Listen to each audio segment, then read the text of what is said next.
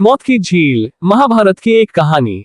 रोमपाद स्वामी, पांडवों का 12 वर्ष का वनवास पूरा होने के ठीक बाद वे इस बात पर विचार कर रहे थे कि शेष एक वर्ष अज्ञातवास में कहाँ बिताया जाए। जंगल में रहते हुए एक ब्राह्मण उनके पास आया और बताया कि उसने अपनी बलि की आग को प्रज्वलित करने के लिए जिस लाठी का इस्तेमाल किया था वह किसी तरह एक हिरण के सींगों में उलझ गई थी और लाठी अब चली गई थी। ऋषि ने पांडवों से पूछा कि क्या वे संभवतः लाठी वापस कर सकते हैं। उस हिरण की तलाश में एक बहुत ही असामान्य घटना घटी। वे हिरण को नहीं ढूंढ पाए बल्कि प्यास से व्याकुल हो गए, जैसा कि महाराज परीक्षित के साथ हुआ था। एक दूर की झील देखी गई और एक एक करके पांडव अपनी प्यास बुझाने के लिए गए और झील से पीते ही तुरंत मर गए। एक क्रेन की चेतावनी पर ध्यान नहीं दिया कि वे पीने से पहले अपने सवालों का जवाब दें।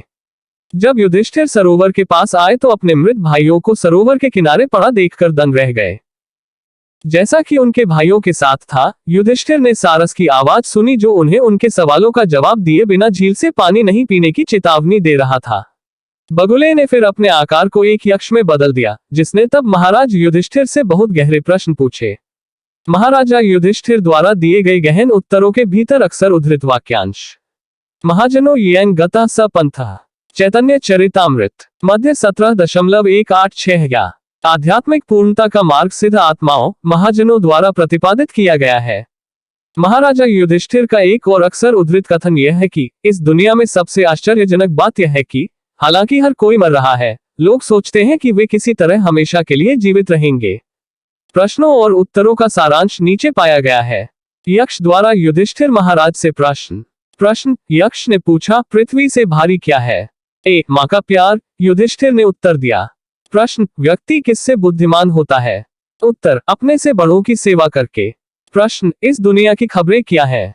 उत्तर, संसार एक खाना पकाने के बर्तन की तरह है जिसकी अग्नि सूर्य है, दिन और रात इसके ईंधन के रूप में और महीने और मौसम इसके लकड़ी के चम्मच के रूप में है। हम सभी को समय के हिसाब से पकाया जा रहा है। प्रश्न, सबसे आश्चर्यजनक बात क्या है? उत्तर, सबसे आश्चर्यजनक बात यह है कि यद्यपि प्रतिदिन असंख्य मनुष्य और उनके पशु मृत्युलोक में जाते हैं, फिर भी मनुष्य अपने को अमर समझता है। प्रश्न, आत्मा किस पदार्थ से बाहर निकलती है? उत्तर, यह सर्वोच्च भगवान का ज्ञान है जो आत्मा को ऊपर उठाता है। मैं एक यक्ष हूँ, पक्षी नहीं। आपकी जय हो। यह मैं ही था जिसने तुम्हारे ऊर्जावान भाइयों को उनके दोषों के लिए मार डाला। हालांकि पीने से मना किया गया था, फिर भी उन्होंने मेरी अवहेलना की। यदि कोई जीवन से प्रेम करता है तो उसे बलपूर्वक इस जल को लेने का प्रयास नहीं करना चाहिए। सरोवर मेरा है और मेरे प्रश्नों का उत्तर देने के बाद ही कोई इसका जल ग्रहण कर सकता है। हे यक्ष, जो तुम्हारा है उसे मैं नहीं लेना चाहता। मैं अपनी क्षमता के अनुसार आपके प्रश्नों का उत्तर देने का प्रयास करूंगा। कृपया मुझसे पूछे कि आप क्या करेंगे। यक्ष ने युधिष्ठिर के सामने प्रश्न रखना शुरू किया। आत्मा पदार्थ में अपने उलझाव से बाहर क्यों निकलती है? उसका साथ कौन रखता है? उस आध्यात्मिक यात्रा में उसका मार्गदर्शक कौन है और वह किस पर स्थापित है? यह सर्वोच्च भगवान का ज्ञान है जो आत्मा को ऊपर उठाता है। ईश्वरीय गुण उसके साथी हैं, धर्म उसका मार्गदर्शक है और वह सत्य पर स्थापित है। क्या सीखता है? जो सबसे श्रेष्ठ है उसे कैसे प्राप्त किया जा सकता है? कोई दूसरा आत्मा कैसे प्राप्त करता है और किसके द्वारा? हे राजा, क्या कोई बुद्धिमान बनता है? वेदों का अध्ययन करने से व्यक्ति विद्वान बनता है। तपस्या करने से मनुष्य सबसे श्रेष्ठ वस्तु को प्राप्त करता है। बुद्धिमत्ता दूसरे स्व की तरह है और अपने बड़ों की सेवा करने से व्यक्ति बुद्धिमान होता है। यक्ष ने तब सांसारिक ज्ञान से लेकर धर्म के ज्ञान से लेकर आध्यात्मिक मामलों तक सभी प्रकार के विषयों के बारे में पूछा। युधिष्ठिर ने बिना किसी हिचकिचाहट के उन सभी का उत्तर दिया। अंत में यक्ष ने कहा, मैं संतुष्ट हूँ। मेरे पिछले 4 प्रश्नों के उत्तर दो और मैं तुम्हारे भाइयों में से एक को जीवित कर दूंगा। इस संसार में सुखी कौन है? सबसे बढ़िया चीज क्या है? इस दुनिया की खबरें क्या हैं और कोई धर्म का शाश्वत मार्ग कैसे पा सकता है? युधिष्ठिर ने दोनों हाथ जोड़कर उत्तर दिया, जो न तो कर्जदार है और न ही निर्वासित है और जो अपने घर में साधारण भोजन करता है वह सुखी है। सबसे आश्चर्यजनक बात तो यह है कि यद्यपि प्रतिदिन असंख्य जीव जंतु मृत्युलोक को जाते हैं, फिर भी मनुष्य अपने को अमर समझता है। खबर यह है कि इस दुनिया में जो आग के रूप में सूरज के साथ एक कड़ाही की तरह है, इसके ईंधन के रूप में दिन और रात और इसके लकड़ी के करछूल के रूप में महीने और मौसम, सभी प्राणियों को समय से पकाया जा रहा है। शाश्वत धार्मिक मार्ग केवल महान मनीषियों के हृदय में पाया जाता है। यक्ष मुस्कुराया। आपने हर सवाल का सही जवाब दिया है। मुझे बताओ कि तुम अपने भाइयों में से किसे जीवित करना चाहते हो। हे यक्ष नकुल, 1 साल के पेड़ जितना लंबा और चौड़ी छाती और लंबी भुजाओं से संपन्न हो, उसे जीवित किया जाए।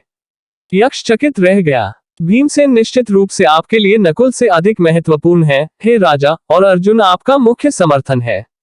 आप नकुल को पुनर्जीवित करने के लिए क्यों कह रहे हैं? युधिष्ठिर ने उत्तर दिया, जो पुण्य का त्याग करता है वो स्वयं नष्ट हो जाता है, और जो पुण्य का संरक्षण करता है वह बदले में उसके द्वारा संरक्षित होता है। इसलिए मैं हमेशा सदाचार का पालन करने के लिए सावधान हूँ। मेरे लिए क्रूरता से बचना महान पुण्य है, यह सभी सांसारिक लाभ से श्रेष्ठ है। इस प्रकार मैं नकुल को मांगता हूँ। मेरे लिए कुंती और माद्री दोनों एक समान है। अपने आप में कुंती का अभी भी एक पुत्र है, लेकिन माद्री का अब कोई नहीं है। अपनी दोनों माताओं के प्रति समान व्यवहार करने की इच्छा से मैं नकुल के प्राण मांगता हूँ।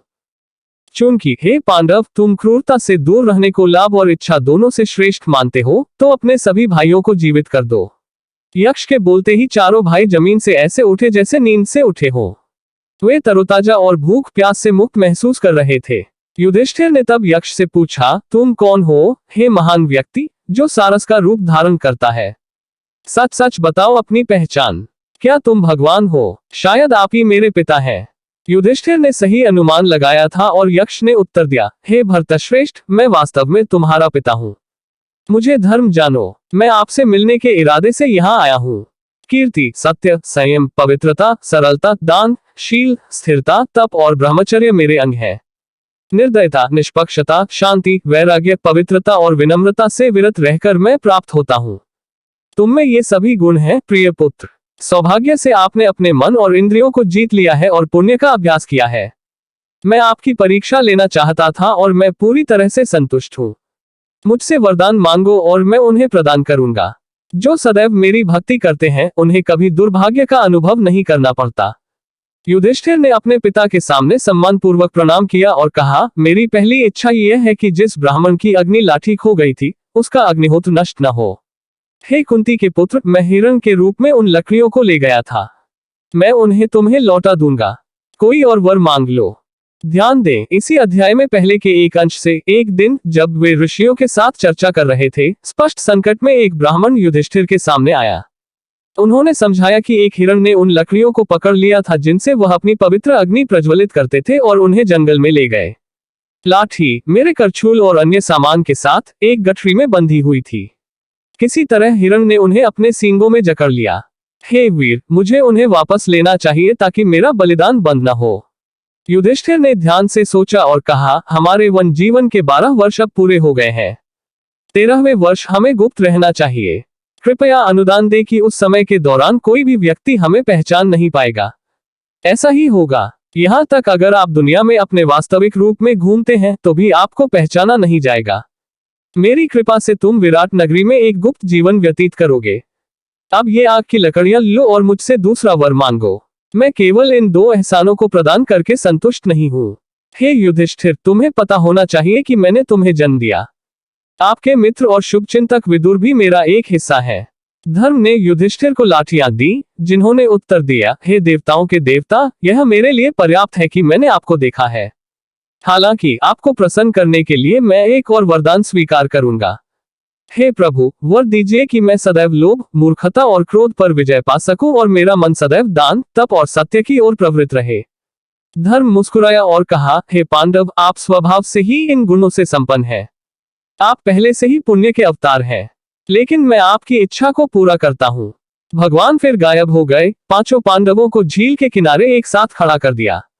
आश्चर्य में वे ब्राह्मण की आग की छड़ें लेकर अपने आश्रम में लौट आए। प्रणाम।